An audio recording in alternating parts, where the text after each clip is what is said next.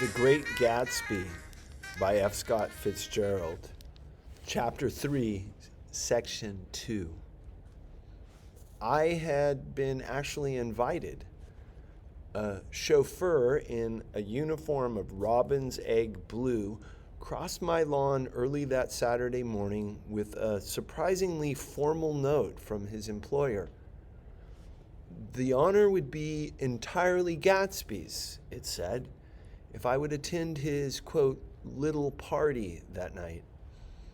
He had seen me several times and had intended to call on me long before, but a peculiar combination of circumstances had prevented it. Signed, J. Gatsby, in a majestic hand.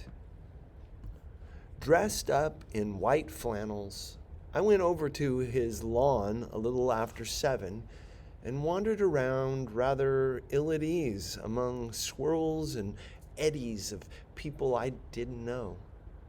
Though here and there was a face I had noticed on the commuting train, I was immediately struck by the number of young Englishmen dotted about, all well dressed, all looking a little hungry, and all talking in low, earnest voices to solid and prosperous Americans.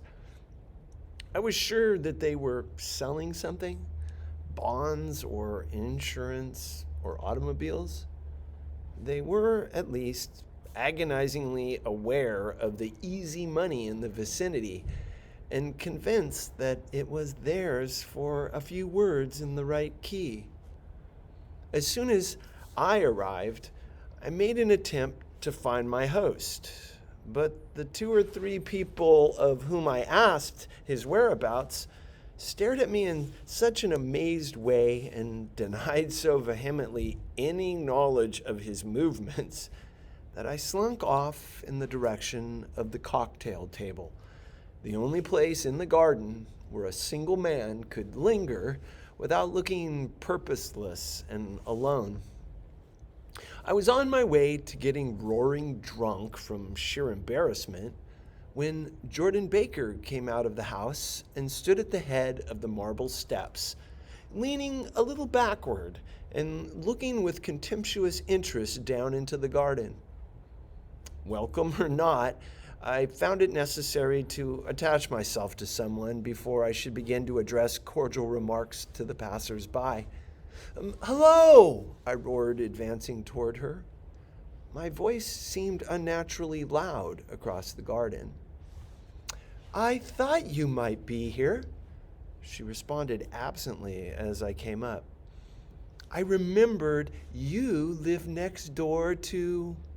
She held my hand impersonally as a promise that she'd take care of me in a minute, and gave ear to 2 girls in twin yellow dresses who stopped at the foot of the steps. "Hello!" they cried together. "Sorry you didn't win." That was for the golf tournament. She had lost in the finals the week before. "You don't know who we are," said one of the girls in yellow, "but we met you here about a month ago." "You've dyed your hair since then," remarked Jordan, and I started, but the girls had moved casually on, and her remark was addressed to the premature moon, produced like the supper, no doubt, out of a caterer's basket. With Jordan's slender golden arm resting in mine, we descended the steps and sauntered about the garden. A tray of cocktails floated at us through the twilight, and we sat down at a table with the 2 girls in yellow and 3 men, each one introduced to us as Mr. Montblanc. "Do you come to these parties often?" inquired Jordan of the girl beside her.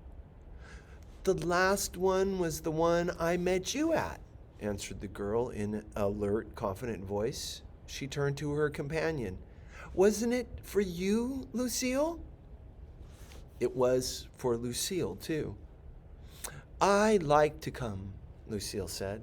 "I never care what I do, so I always have a good time. When I was here last, I tore my gown on a chair, and he asked me my name and address. Inside of a week, I got a package from Courrier's with a new evening gown in it. Did you keep it? Asked Jordan. Sure, I did. I was going to wear it tonight, but it was too big in the bust and had to be altered. It was gas blue with lavender beads, $265. There's something funny about a fellow that'll do a thing like that, said the other girl eagerly. He doesn't want any trouble with anybody. Who doesn't? I inquired. Gatsby. Somebody told me